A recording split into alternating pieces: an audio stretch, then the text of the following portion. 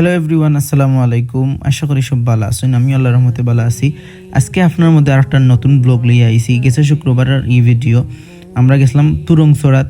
তো যাওয়ার পথে আমরা যে রাস্তা দিয়ে যাই আর এই রাস্তা ফানি আসিল, যার কারণে আমরা অন্য রাস্তায় এখন যাই। আর তো আমার লগে যারা আসলা, আমার বন্ধু ভাতিজা ভাই সব একলগেও আমরা যাই। আর তো দেখতে পাররা তুরংছড়ার রাস্তা হইল মাটির রাস্তা।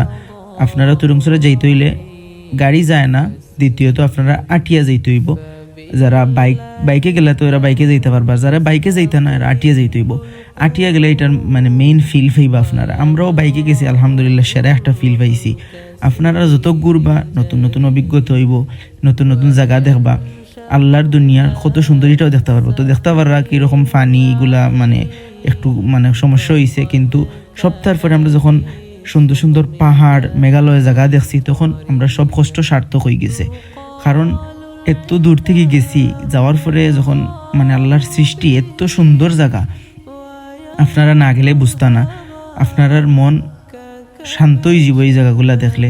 কিন্তু জায়গার যাইবার আগে মানে আটিয়া গেলেও বেস্ট, আপনারা আটিয়া যাইতে পারবা। আর এই যে ব্রিজ দেখরা, এর আগে আমরা বাইক রাখি দিছি, কারণ ব্রিজটা একদম ছোটো আছিল, বাইক নিয়ে যাওয়া রিক্স আছিল, যদি পড়ে যায় বাইকের লাগে আমরা বাইক নিছি না। যার কারণে তুরংছড়া মেইন যে স্পট যেটার ঝর্ণা হয় ইনো আমরা যাইতাম পারছি না।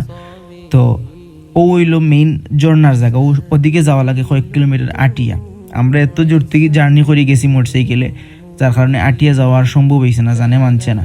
তো আটিয়ার গেছি না, তুরংছড়া মেইন স্পটও যাইতাম পারছি না। এটা আমরাও খুব দুঃখ লাগছে, আপনারাও দেখাইতাম পারলাম না। আজকের ভিডিওতে ঢুক পর্যন্ত সব ভালো থাকবা, সুস্থ থাকবা। দেখাইব নেক্সট কোনো ব্লগও। আসসালামু আলাইকুম ওয়া রাহমাতুল্লাহ।